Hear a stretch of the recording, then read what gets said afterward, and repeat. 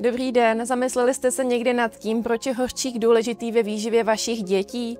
Hořčík je důležitá minerální látka, která se podílí na spoustě reakcí v našem těle a u dětí to platí dvojnásob.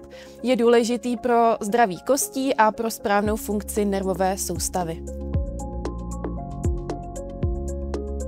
Nízký příjem hořčíku se může projevit u dětí, které jsou vybíravé, které vynechávají jídla během dne, anebo u dětí se speciálními potřebami, například u dětí s autismem. Často je u dětí těžké odhadnout, zda ují svůj doporučený denní příjem energie, ať už právě makroživin, bílkovin, tuků, sacharidů anebo mikroživin, a do této skupiny se řadí také hořčík. Možná to znáte, že dítě často nesnídá, nesvačí, obědu se sotva dotkne a nebo svačinu z pondělka najdete v pátek v aktovce. Případně se stává také to, že děti rády vyměňují svačiny se svými spolužáky a potom může dojít k tomu, že neují množství živin, jak jsme si řekli před chviličkou.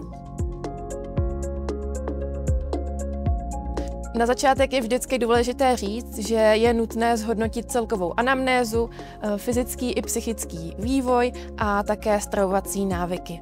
Při změně stravovacích návyků je důležitá spolupráce s rodiči, ale také s prarodiči, protože děti se často učí právě napodobováním a to platí nejenom u stravovacích návyků.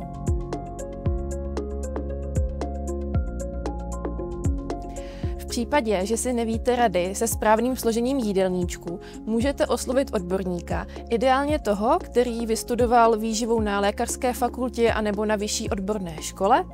A je potřeba si říct, že zdraví je to nejcennější, co máte, a měli bychom ho svěřovat do rukou odborníků, kteří mají dostatečné zkušenosti a vzdělání.